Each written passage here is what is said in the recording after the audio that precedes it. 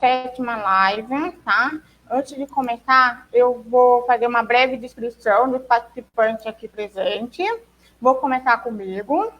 Hoje eu estou cabelo preso, de óculos, batom vermelho e com um fone branco no ouvido. Estou com cachecol lilás, com um blazer preto de listra e uma blusa cinza. Tenho pele clara. Eu vou fazer a descrição da Miriam, que é uma das intérpretes. Ela está sentada com camiseta azul escuro, com decote em V. Ela tem pele clara. Cabelo dela, no momento, está amarrado. Pele clara. Acho que não dá para ver muita coisa, informação dela. Agora, vamos para a próxima pessoa. É a Tainá, que é a outra intérprete, está nos acompanhando. Tem cabelo caracolados. Ela é branca. Está usando óculos pretos, armação preta com armação quadrada. Desculpa. Camiseta preta e de manga curta. Hoje, vamos lá, apresentar o Wendel, que ele vai estar participando como nosso convidado. Ele está de camiseta azul, tem pele clara, cabelo curto. Ele está com barba e bigode. E ele é novo. Quantos anos você tem, Wendel? Só para fazer 28. 28 anos, gente. 20. Gente, vamos começar a live hoje fazendo uma homenagem para uma das surdas cegas mais conhecidas no mundo inteiro. O nome dela é Helen Keller. Ela nasceu no dia 27 de junho de 1880. Ela é conhecida como a primeira surda cega que, como é que posso falar, que rompeu a barreira da área de comunicação para surdos, né, tudo. E ela também, virou uma das primeiras escritoras como surda cega e também a primeira a vir no Brasil. Vamos dar prosseguimento com a live, tá? Vamos conversar agora com o Wendel. Então, como você descobriu a sua surda-cegueira? Bom, primeiramente eu quero agradecer a todos que estão aqui, em especial ao Grupo Brasil, que fez o convite para mim, a Desiane, que está me entrevistando, e a intérprete Miriam e Tainá. Quero agradecer a presença de todos que estão nos assistindo. E quero dizer que hoje é o Dia Internacional dos Surdos Cegos. Então, eu parabenizo todos os surdos cegos de todo mundo. Começando assim pela pergunta, para explicar um pouco do que é a síndrome de Usher, porque eu acredito que muitas pessoas elas não conhecem esse termo e elas não estão inseridas no mundo da surdo-cegueira. Eu quero dizer que Usher é uma condição genética que leva a complicações auditivas e visuais. Então, uma pessoa ela pode ter ou uma parcialidade ou totalidade da perda, tanto auditivo, visual ou ambas ao mesmo tempo. Bom, contando um pouco sobre mim, eu nasci surdo e foi uma experiência assim que a minha mãe ela teve com uma certa aventura, porque eu tenho um irmão que ele também é surdo cego e ele é 4 anos mais velho que eu. Quando ele nasceu, a minha mãe e meu pai estavam um pouco confusos sobre alguns comportamentos que ele tinha, porque às vezes ele não escutava direito, mas ele fazia muita leitura labial. E aí, mais ou menos com 3, 4 anos dele, eles descobriram que ele era surdo. E logo quando eu nasci, a minha mãe resolveu fazer todos esses testes para ver se eu tinha essa complicação da surdez. E realmente deu surdez profunda. E aí logo eu fui submetido a colocar aparelhos auditivos. Então, essa foi a fase que eu levei durante a minha infância e adolescência sendo surdo. Só que, ao mesmo tempo, eu não conseguia me encaixar como surdo. Eu, às vezes, escondia as minhas deficiências, porque sempre eu associava um pouco ela com uma sensação de incapacidade. A própria palavra deficiência, ela traz um pouco esse lado negativo. Então, a todo momento eu queria esconder isso. Eu achava que isso levava um pouco a fracassos, a erros. E até que eu descobri a síndrome de Usher, a complicação visual que era pela retinose pigmentar, no meu primeiro ano de arquitetura. Foi um processo assim complicado, porque quando eu descobri, quando eu era criança, eu tinha muito medo de ficar cego e de escuridão. Então, logo quando eu descobri na faculdade, ninguém assim da família acreditou no primeiro momento, falou, nossa, será que é isso mesmo? Eu também fiquei muito assustado. A minha forma imaginativa é que ela me prejudicou um pouco, assim, porque a imaginação ela levou como fosse que no dia seguinte eu ia já ficar cego. Então foi algo assim um pouco assustador. Mas por outro lado, foi nesse momento, assim, isso quando eu tinha 21 anos, foi em 2013. Já se fazem 7 anos dessa minha descoberta. E nesse momento, eu acredito que eu não só descobri a Usher, mas eu me descobri. Porque foi um processo de eu me conhecer melhor. Quem que eu sou, quais são as minhas habilidades, quais são os meus desafios. Então, eu acho que foi um renascimento para eu poder vivenciar a vida de uma outra maneira. Então, foi muito bom a descoberta para o meu conhecimento. Wender, você falou que já nasceu surdo, só que você também falou que usou aparelhos auditivos. A partir de qual idade você usou aparelho auditivo? Eu comecei a usar mais ou menos com 8 meses, 1 ano de idade, bem cedo. Uhum. E desde você então uso... Pode continuar, desculpa. Não, pode continuar. Então, eu uso desde essa época até hoje. Claro que eu tive vários aparelhos auditivos diferentes. E no começo da minha infância, os aparelhos eram um pouquinho, assim, muito ruidosos. E por conta disso, eu tinha mais dificuldade de ouvido que hoje. Hoje eu aprimorei minha audição, tanto a questão auditiva quanto a questão da leitura labial. Então, tudo isso me ajudou muito a minha oralização. Tá. Os aparelhos que você usou, você comprou ele ou você recebeu doado através de alguma organização pública ou particular? Eles foram comprados. Comprados? Sim. Tá. Como foi, desde o período que você começou a estudar até a sua fase adulta, a sua convivência com os professores, seus colegas, devido à sua deficiência? Como é que foi isso? Foi fácil? Você teve algum tipo de adaptação durante o período das aulas? Os professores sabiam? Eles fizeram adaptação para você? Ou não teve nenhum tipo de suporte? Bom, em primeiro ponto, eu quero dizer que uma das professoras que eu tive me acompanhando diretamente foi a minha mãe, porque ela me ajudou muito na questão da oralização.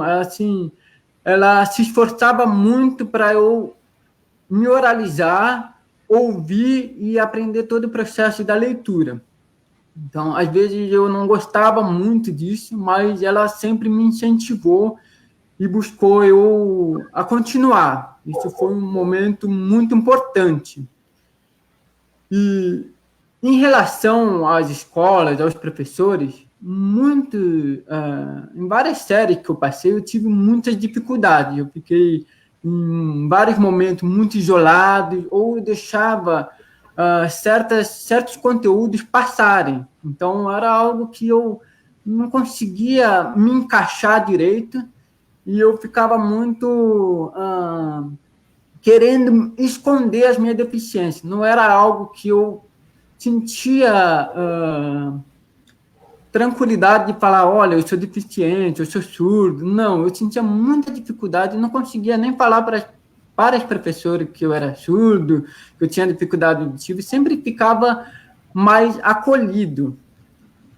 E pode ser que tudo isso tenha dificultado um pouco o meu aprendizado, mas, por outro lado, eu corri muito atrás e a minha mãe também me ajudou muito. Então, foram processos muitos, assim, em paralelo à educação. E, ao mesmo tempo, busquei outros recursos. Então, as minhas estratégias de educação que eu tive para eu poder aprender foram muito visual. Então, buscava imagem, buscava fazer leitura de infográfico, de desenhos, então, ou das expressões das pessoas, do cotidiano, todo o comportamento dos colegas para entender o que estava acontecendo. Então, as matérias que eu gostava muito, que era arte e educação física, eu buscava sempre essas estratégias visuais, eu olhava os desenhos, o que a professora estava desenhando na lousa, ou o que os meus colegas estavam fazendo de atividade física, e aí eu tentava repetir os movimentos. Então, todo esse processo foi estratégias para eu poder me inserir e estar, de toda maneira, estar no mesmo patamar de todo mundo, porque eu estudei nas escolas para as pessoas normais, não escolas especiais. Uhum. Você, em algum momento, no período escolar, antes da sua faculdade, você falou para os seus colegas que você tinha problemas auditivos? Olha, eu tinha muita dificuldade de falar isso. Talvez para 1, 2, no máximo 10 pessoas próximas, mas quando eu estava na escola, até mais ou menos o ensino médio, eu não conseguia falar muito. Só no período da faculdade que eu comecei não, eu preciso falar. E no momento que eu descobri a minha síndrome de Usher, minha deficiência visual, que foi muito importante no meu processo de conhecimento, porque eu acho que o fato de eu não aceitar e acolher a minha surdez foi algo que eu fiquei muito preso na minha bolha. Mas quando eu percebi da minha deficiência visual, isso foi, ao mesmo tempo, um choque, foi um presente, porque a minha deficiência visual, todo esse processo de me conhecer, me levou a aceitar não só a minha baixa visão, como a minha surdez. Então, eu comecei a olhar, nossa, eu sou deficiente visual, mas eu também sou surdo, e eu sempre fui surdo, por que eu nunca acolhi isso, nunca aceitei isso de uma maneira mais profunda? E aí foi nesse momento que eu comecei a aceitar isso, a abraçar mais e mais.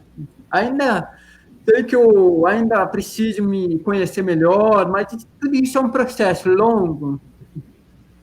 Uhum. Você falou que descobriu o seu problema de visão aqui na faculdade, no período da faculdade. Como é que está a sua visão? Ela é totalmente... Você já tem ainda algum tipo de visão ainda? Você está perdendo? Ela está estabilizada? Como é que ela está hoje? Olha, eu falo isso para todo mundo, e toda doença degenerativa, ela é um mistério. A gente nunca sabe o que vai acontecer no amanhã. Hoje a minha visão, ela está, assim, em certo momento estável, mas ela vem, assim, evoluindo bem gradualmente. Às vezes, tem dia que eu percebo são altos e baixos. Tem dia que parece que ela evolui mais, tem outro que parece que ela está mais tranquila, mais calma. Então, todo dia são altos e baixos. E ela é uma visão, assim, bem tubular. A minha sorte é que o meu olho esquerdo, ele consegue enxergar um pouquinho mais do que o meu olho direito. Meu olho direito, ele quase que nem uso ele, porque ele está tão reduzido que eu não consigo usar muito ele. Meu olho esquerdo, ele amplia e alcança todo o campo do meu olho direito. E aí, quando eu enxergo alguém, eu enxergo só o rosto, ou até o máximo o ombro, e acabo perdendo muitas coisas na lateral, em cima, embaixo. Mas a estratégia que eu uso é estar sempre escaneando e sempre observando tudo o tempo todo. É um gasto de energia, sim, mas compensa muito. É sempre importante ter esse gasto de energia para estimular e saber o que está acontecendo. É um processo de autoconhecimento também. Como é que você já terminou a faculdade? Terminei. Arquitetura? Terminou? Terminei. Como é que foi? Como é que foi o desafio de fazer a faculdade de arquitetura? Como é que foi isso? É um sonho seu? Como é que foi as matérias? Porque até, não sei se eu tive uma breve aula no período que eu fazia turismo, de arquitetura. Eles mostravam muitas imagens, eles faziam muito questionamento referente aos períodos históricos. E aí a gente tinha que observar bem para poder você falar e fazer tipo apresentação. Então, isso para mim era só uma aula, porque não era o curso inteiro. Mas no seu caso, foi o curso. Como é que foi isso? Bom, o começo foi um pouco assim complexo, porque foi logo depois que eu descobri a síndrome de Usher, a deficiência visual, e então eu fiquei um pouco com esse choque, fiquei pensando, nossa, como é que vai ser? Porque a arquitetura é muito visual, e eu fiquei no primeiro ano pensando, nossa, será que eu vou perder a minha visão tão rápido assim? O que eu vou fazer? Mas, por outro lado, eu acabei levando um pouco. Foi bom que eu levei o primeiro ano com a barriga, porque eu não desisti. Claro, teve alguns momentos que eu fiquei pensando, nossa, será que eu desisto? E dava uma certa insegurança, bastante insegurança, assim. E aí, no segundo ano, eu comecei a falar, não, eu acho que a minha visão não vai piorar tão rápido assim, então deixa eu continuar aqui. E aí, cada dia foi melhorando a minha autoestima, minha motivação. E eu sempre, assim, busquei, em principal, correr atrás dos professores. Isso foi a minha principal estratégia, porque durante a aula eu perdia muita coisa. Para ter uma ideia, minha capacidade auditiva ela é mais ou menos 70, 80% com o aparelho e estando tranquilo. Quando tem ruído, quando tem muita gente falando, aí começa a reduzir. Quando eu fico meio cansado, pode chegar até 10% da minha percepção auditiva, e aí eu completamente me desligo da aula. Mas, por sorte, tive muitos professores que eles permitiam tirar dúvidas, então eu fui sempre correndo atrás dele, tipo, meio que com um carrapato, assim, grudando nos professores para poder eles me explicarem ou entender melhor, tirar dúvidas. Nem sempre eu conseguia isso, mas também eu tive muita ajuda de alguns amigos que eu acabei criando na faculdade, que às vezes nós dois ficávamos sempre um do lado do outro. Então ele me ajudou muito, teve um grande amigo que me ajudou muito. E aí eu fui conhecendo outras pessoas que eu considerei novas amizades, e todo mundo começou a participar desse meu processo. Então, eu agradeço a todo mundo, a todos os professores, todos os meus colegas, meus amigos, porque cada um ajudou de alguma forma. Então, a minha faculdade, talvez eu não vou dizer que eu fiz ela sozinho. Não, eu fiz com a ajuda de colegas, de amigos, professores, que estavam sempre do meu lado. Então, cada um me ajudou de alguma maneira e todos eles me motivaram. Só que teve um momento, assim, um momento transformador durante a minha faculdade, que foi que eu estava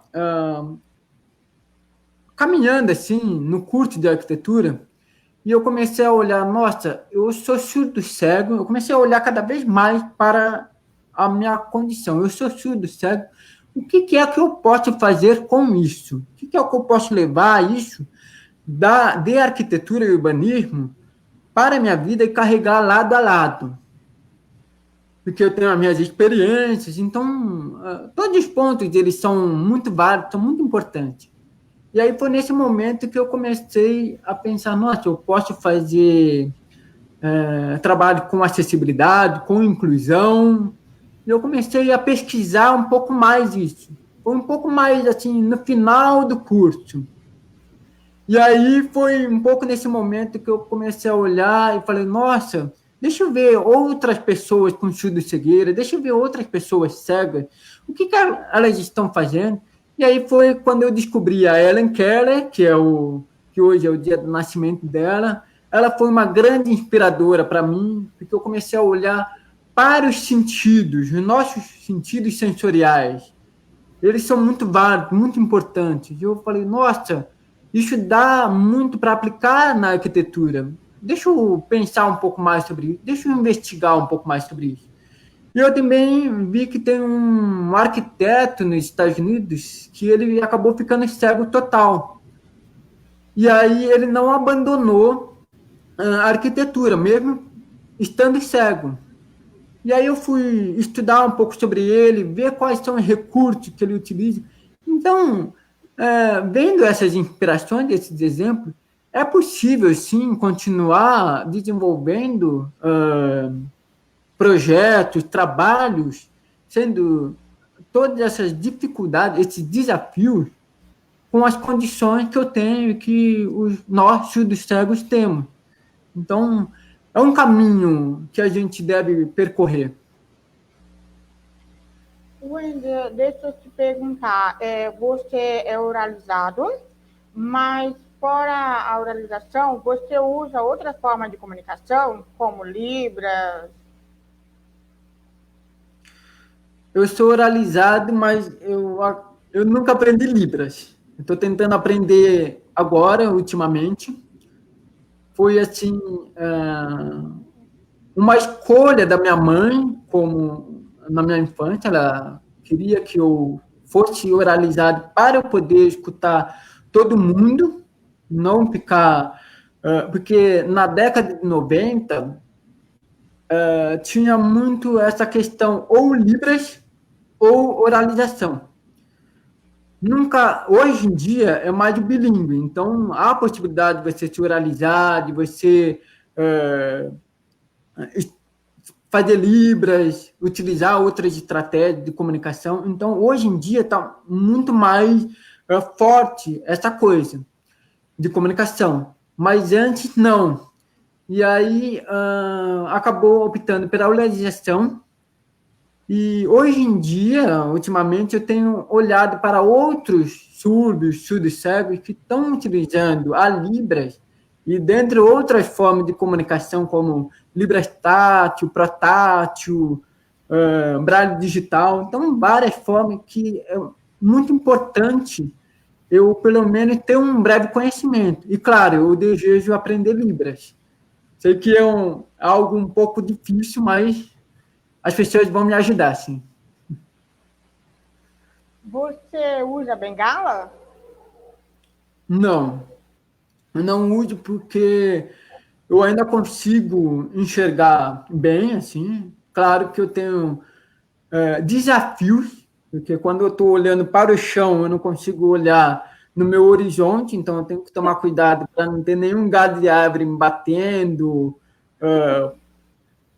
aquele orelhão, ou eu olho para frente e tenho que tomar cuidado com buracos. Então, o tempo todo eu estou olhando para o horizonte e para baixo.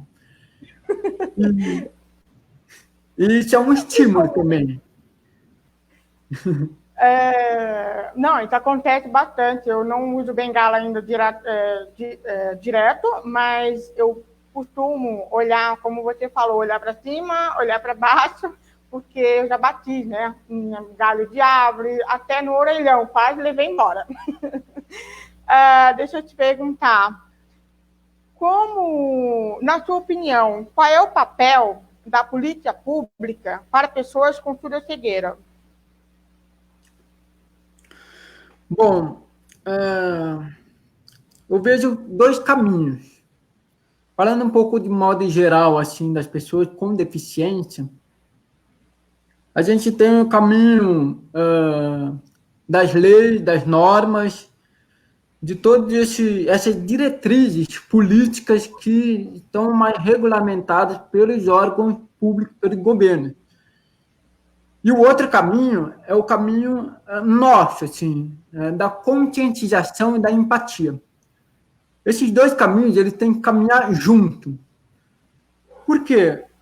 De forma geral, a gente tem as questões das leis e das normas, elas estão sendo atualizadas, mas ainda tem muitas lacunas, principalmente para nós surdos cegos. Então, por exemplo, tem a Lei Brasileira de Inclusão, ela não engloba todos os direitos dos surdos cegos, ainda há uma falta de maior conscientização, de maior participação para ser inserida alguma diretriz de alguns programas para essas leis englobarem melhor as nossas necessidades. Então, a gente acaba tendo uma certa... acaba ficando um pouco de lado nesse aspecto, porque ainda não há totalmente um engajamento das pessoas surdas cegas de uma maneira consistente e forte, como os surdos estão conquistando nesse momento.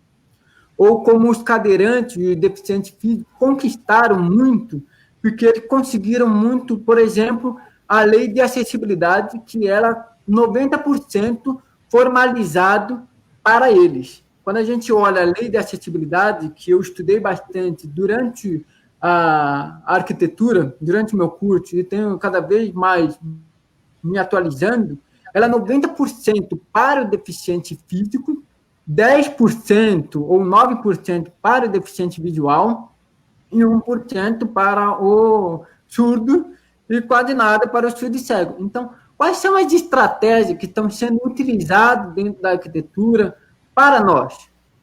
Então, é importante que a gente se unifique e vá atrás desse direito e modifique essas leis e normas. Então, tudo isso é algo que a gente precisa ir atrás.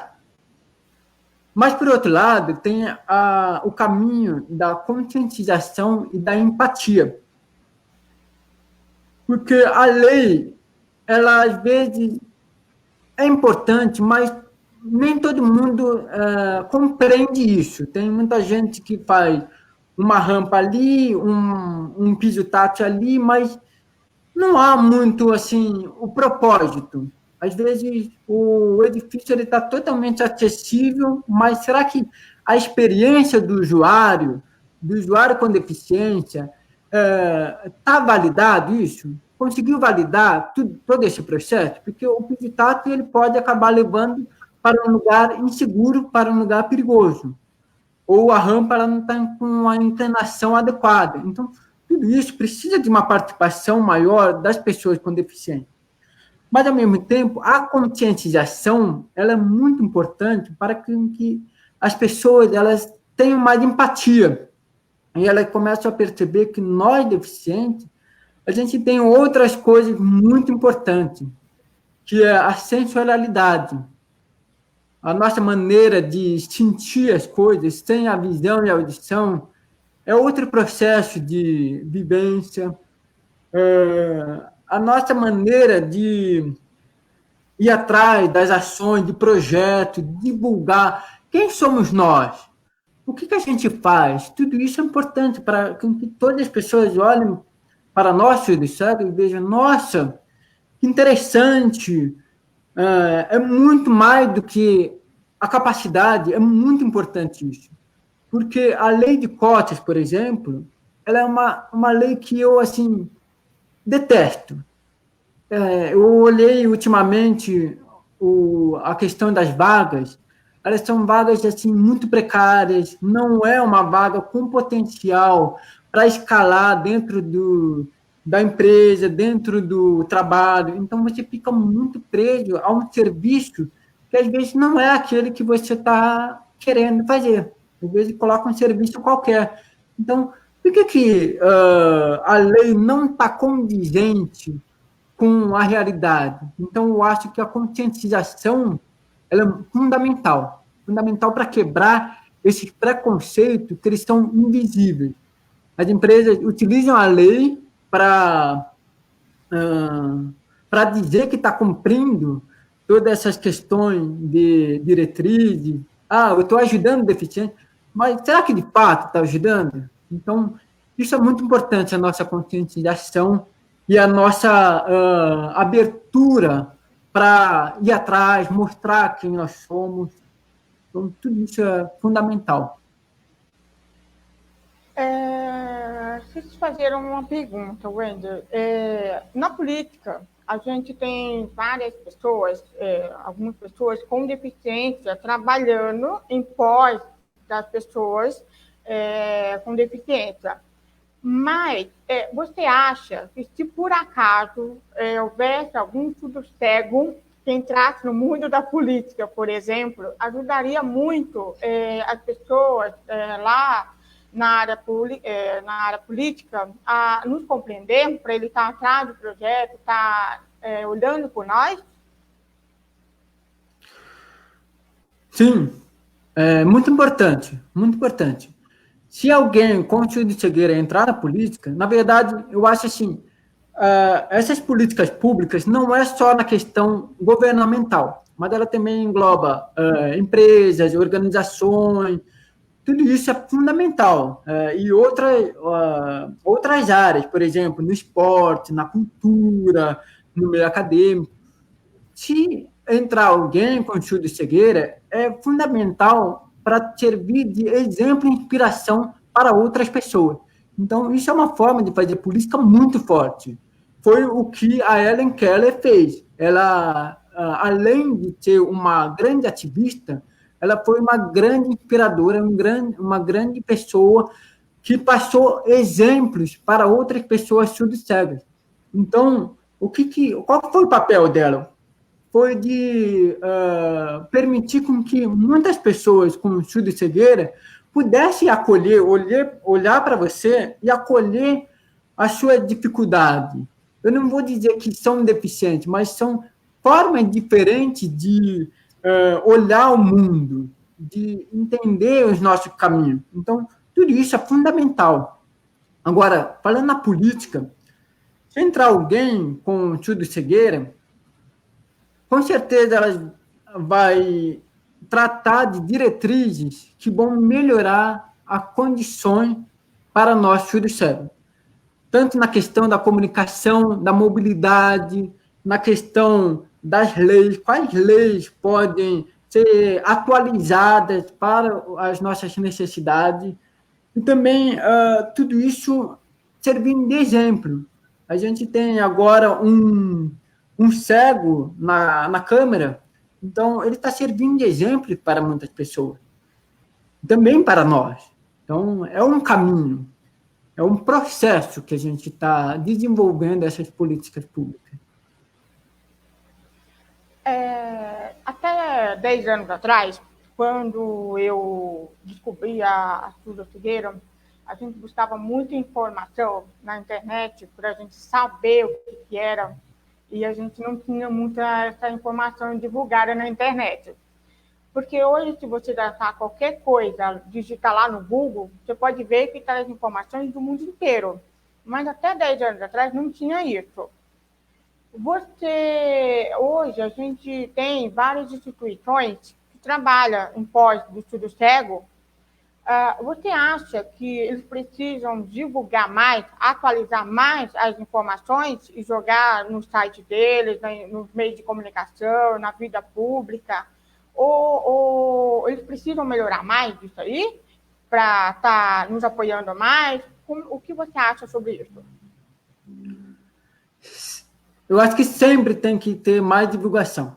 A divulgação e a informação ela é a porta principal para que a gente compreenda quem nós somos e quais são os nossos direitos. Então, quanto mais informação, melhor para a gente saber quais são os caminhos, seja de comunicação, seja cultural, seja de escolarização, nas políticas. Então, quais são os caminhos que a gente pode se encontrar? Então, cada um vai te identificar com algum caminho. Isso é fundamental. Quanto mais informação, quanto mais inspiração e exemplo, melhor para cada pessoa. Porque eu tenho as minhas escolhas, os meus caminhos, você tem a sua forma de viver, outro surdo cego, ele tem a forma de viver e tantos desafios e as potencialidades que ele tem.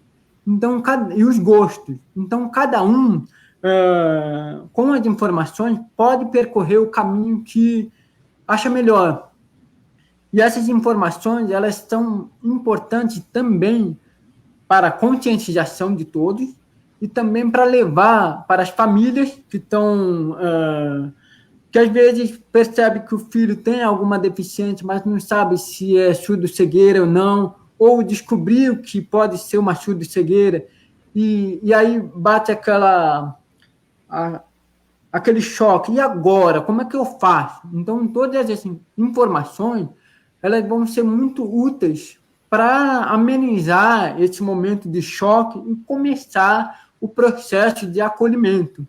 Quanto mais a gente te acolhe e aceita as nossas deficiências, a nossa condição como surdo cego, melhor para a gente poder se unificar e compreender qual é o nosso papel.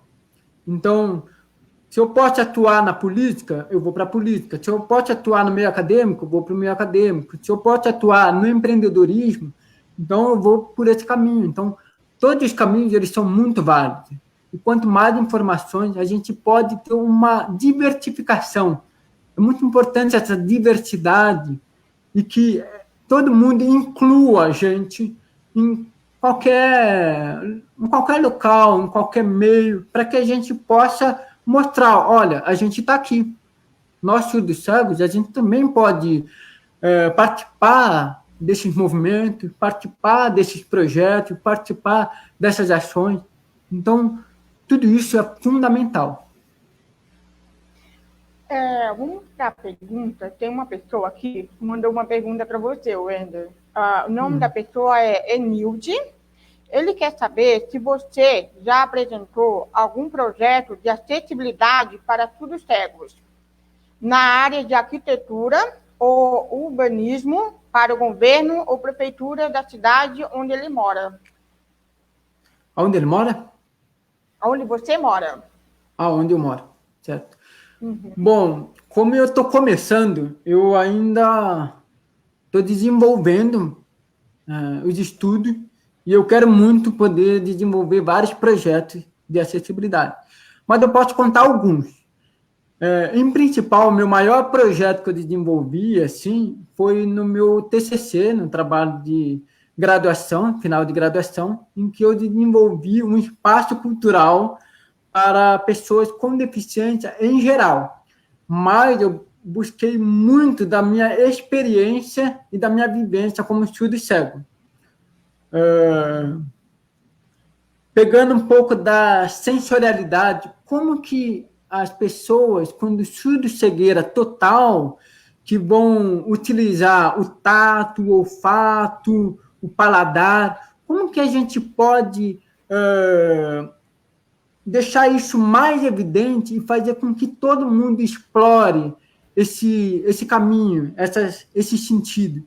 Isso é muito válido. E por que eu falo isso? Porque a visão, ela é o sentido que a gente mais utiliza.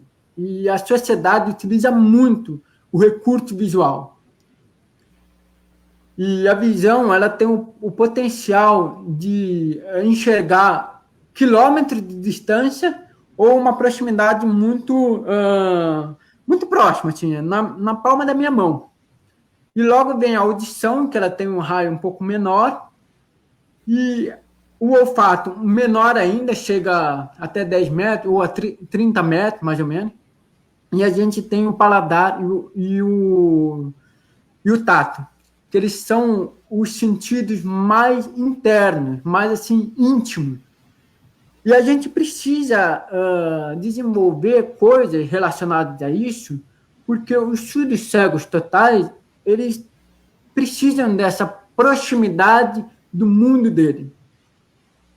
A gente precisa conectar tanto ao mundo sensorial, em todos os sentidos, também com o mundo digital, porque cada vez mais a gente está sendo introduzido nas tecnologias, no mundo digital, mas também não esquecer dos nossos sentidos. Esse foi o projeto que eu desenvolvi, e eu também desenvolvi um projeto que ele foi chamado de Casa Conceito Acessível, que foi numa exposição de acessibilidade e tecnologias acessíveis. Eu esqueci o nome. Bom, depois eu lembro. E isso foi no ano passado, em 2019. E, ao mesmo tempo, eu desenvolvo um projeto que é uma conscientização e empatia pelas pessoas surdas, que chama Empatia do Silêncio. Então, é para levar as pessoas, todas as pessoas normais, dentro das empresas, o pessoal do RH, se colocar no lugar dos surdos, ter anulação total da audição e como se comunicar, como usar os outros recursos para desenvolver a comunicação. Então, esses foram os projetos que eu desenvolvi. Espero desenvolver mais e mais. Você vai conseguir. Antes de passar para a próxima pergunta, eu gostaria de pedir desculpa para uma pessoa chamada Enilde. Eu falei ele, mas na verdade é ela, tá? Então eu peço mil desculpas, Enilde, tá? A próxima pergunta é do Matheus. E ele perguntou o seguinte: quais as ações você indicaria para as escolas e professores a fim de incluir surdos cegos?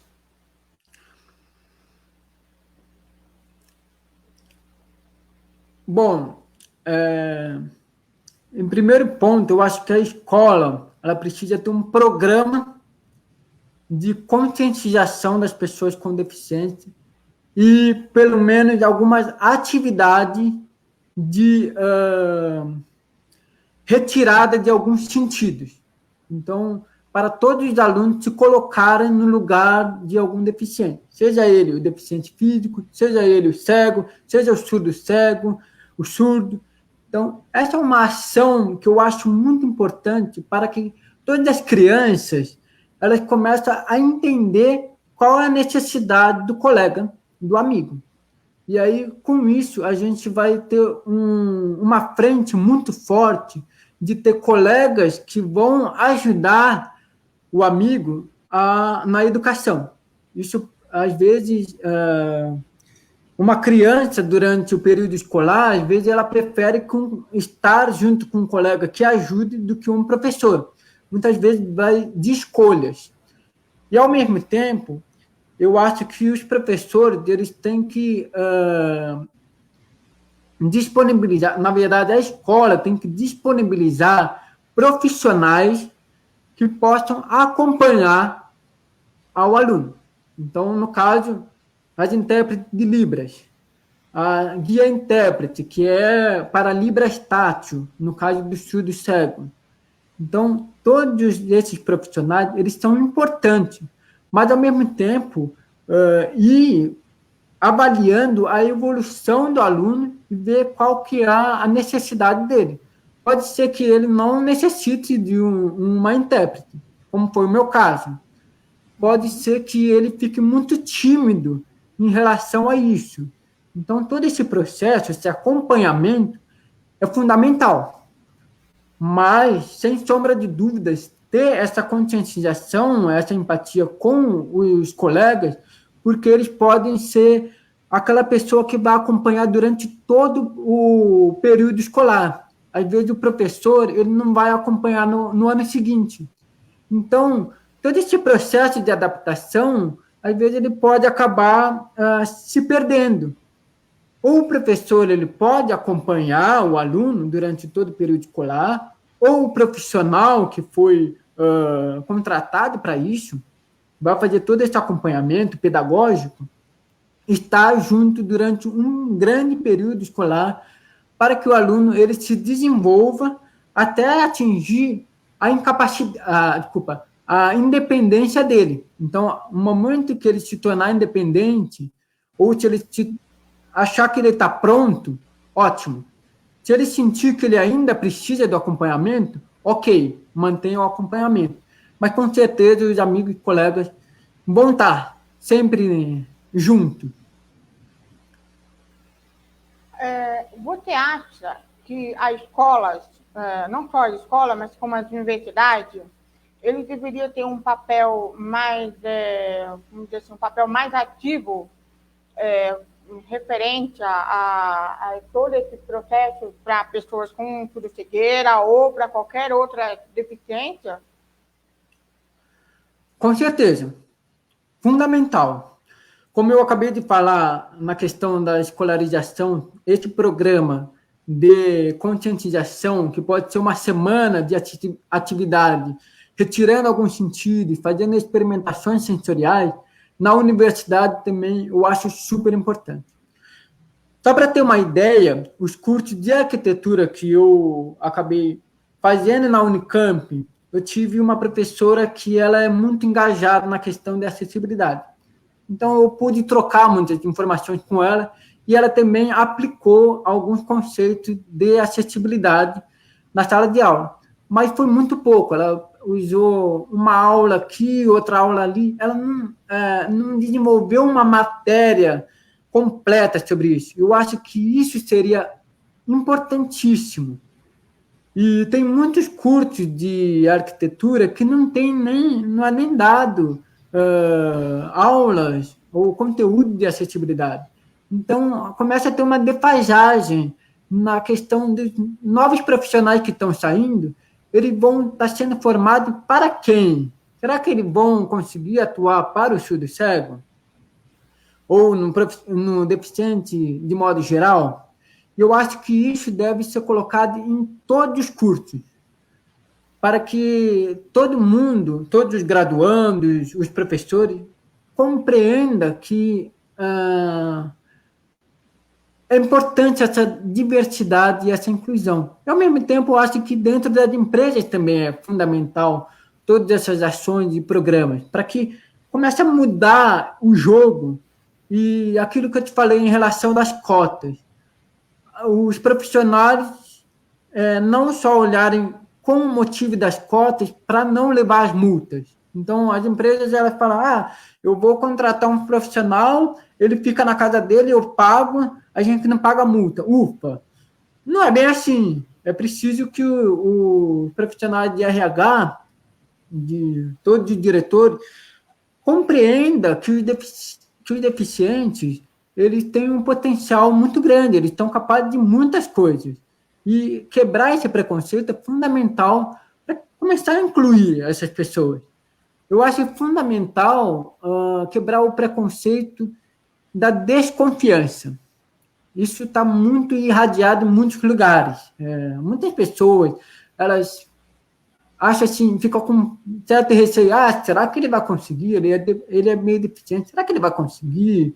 Será que ele não precisa de uma ajuda para fazer tal coisa? E tem muitos deficientes por aí que fazem muito melhor do que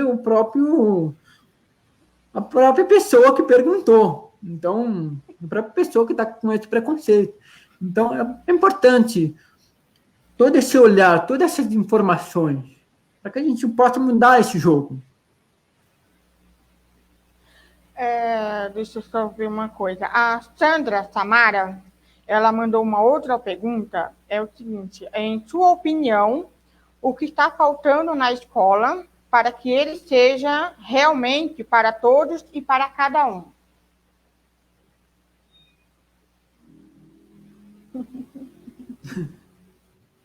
A que eu me respondia agora há pouco em relação às escolas, mas não sei se ela está sentindo que está faltando alguma outra ação que eu deixei de falar, mas eu acho o seguinte, não só a questão das leis, por exemplo, a gente tem a lei LBI, a Lei Brasileira de Inclusão, ela precisa ser atualizada e ser incorporado a ação dos profissionais de intérprete de Libras, de guias de intérpretes e todos os outros que vão fazer o acompanhamento dentro das escolas. Isso daí precisa estar mais formalizado e mais fiscalizado, porque muitas vezes há alunos que necessitam desses profissionais, desses recursos, mas não tem. É super importante que tenha recursos para os alunos, recursos extras. Então, pode ser que o aluno precise da linha Braille, que é como se fosse um teclado, que ele sai Braille automaticamente, em tempo real, do que está sendo passado no computador, na tecnologia. Ele precisa do recurso da audiodescrição, precisa de recursos, por exemplo, vídeos. Às vezes os professores passam vídeo. Será que tem legenda? Será que tem uma janelinha com libras, com algum intérprete fazendo libras do vídeo? Então, são uma série de recursos que cada vez mais são importantes para o aprendizado do aluno. E também compreender conforme a necessidade de cada aluno. É algo personalizado, claro, então cada aluno tem as suas necessidades, os seus desafios e também as suas potencialidades, as suas habilidades. Então, compreender como é que posso encaixar esse quebra-cabeça. Então, o aluno ele precisa de um recurso de audiodescrição ou precisa de um recurso de Braille, no caso de um aluno cego? Ele tem um gosto e a sua identificação. Às vezes ele pode não gostar do Braille. Não é por isso que vou colocar o Braille. A gente só tem o Braille, vou enfiar o Braille nele. Mas é importante ter toda essa diversidade para que ele consiga ter um melhor aprendizado, melhor acompanhamento das aulas. Deixa eu ver. Tem uma pergunta que eu queria fazer.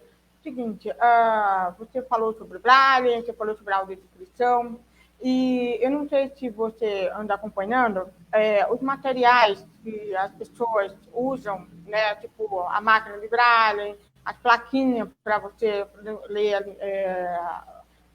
a língua de sinais, e entre outras coisas. Você viu que os materiais são muito caros, né? A maioria dos materiais as pessoas não têm condições de comprar, principalmente equipamentos adaptados.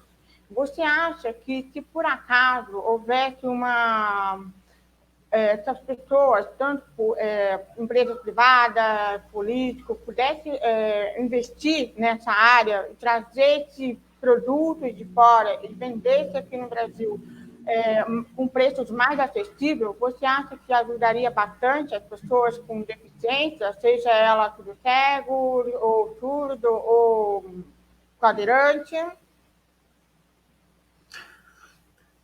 Tudo ajuda, tudo é muito importante, mas essa questão da acessibilidade financeira também é um outro fator que pode ser uma barreira.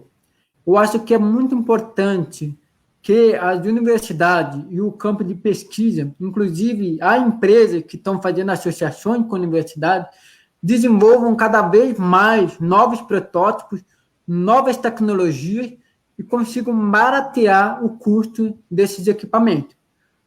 E também essa disponibilidade vindo do governo. Às vezes o governo ele pode ter algum incentivo para a escola e disponibilizar algum recurso, fazer alguma espécie de empréstimo.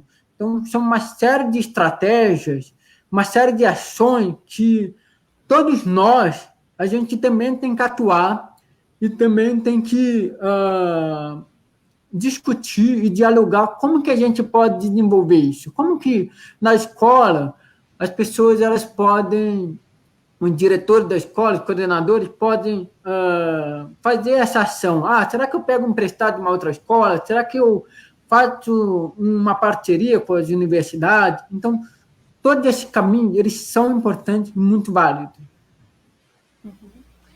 A nossa live já está quase acabando.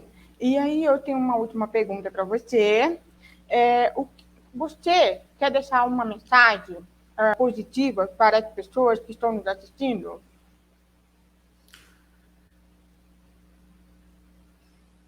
Bom, eu quero dizer, primeiramente, parabéns para nós, surdos cegos, porque hoje é o Dia Internacional dos Surdos Cegos. Quero dizer para os surdos cegos acolherem as condições, na verdade, não são deficientes, porque a palavra deficiente ela é muito negativa, mas são as diferentes formas de olhar, de enxergar, de sentir o mundo. E qualquer caminho que vocês forem percorrer é muito válido. Seja na educação, no meio acadêmico, no empreendedorismo, no mercado de trabalho, na cultura, tudo no esporte, tudo é muito válido. E eu incentivo a vocês caminharem na direção que vocês quiserem, porque isso vai servir de exemplo e inspiração para outras pessoas surdos cegos, para outras pessoas com deficiência, para que cada vez mais a gente possa mostrar quem nós somos. E eu também quero deixar uma mensagem assim para todos, de modo geral, que nós surdos cegos, a gente tem uma outra forma de ver o mundo, de ver, ouvir o mundo. E é super importante que todos nós, todos vocês que estão assistindo, todas as pessoas que vão nos acompanhar, queiram experimentar e queiram participar das nossas vivências. Porque a nossa forma de interagir com o mundo é uma forma que é diferente e a gente pode mostrar muitas coisas interessantes. Muitas coisas nas questões sensoriais, muitas coisas nas questões internas. Então, é uma troca muito benéfica e muito importante para que todos nós consigamos construir uma vivência melhor, uma forma de ver o mundo mais inclusivo e com mais diversidade. Nós, surdos cegos, a gente precisa de vocês. E vocês também precisam da gente. Então, por isso que a gente precisa se unificar.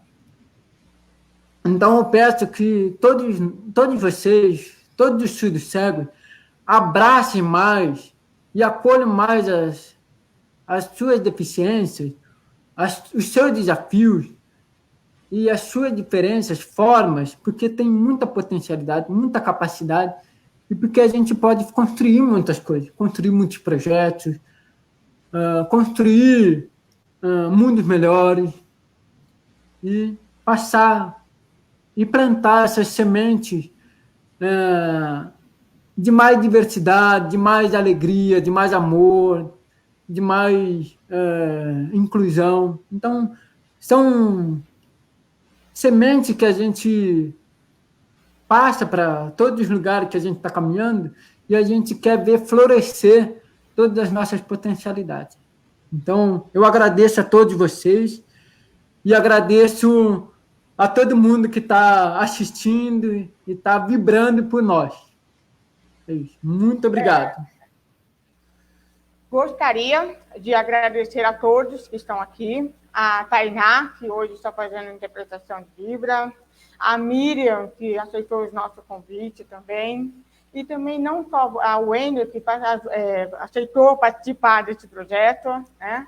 E eu também gostaria de agradecer a todos que participaram dessa semana, os guias intérpretes, a Rafaela também, que participou dessa entrevista, os convidados que aceitaram o nosso convite. Então, muito obrigada a todos.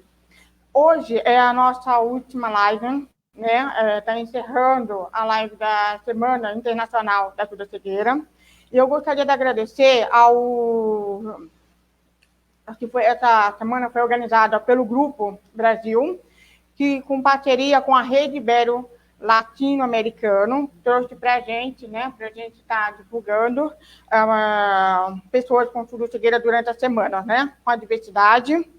E agradecer, né, a todos por estar aqui e dar os parabéns para nós, né, que somos surdos cegos, assim como todos que estão aqui participando. Muito obrigada, tchauzinho.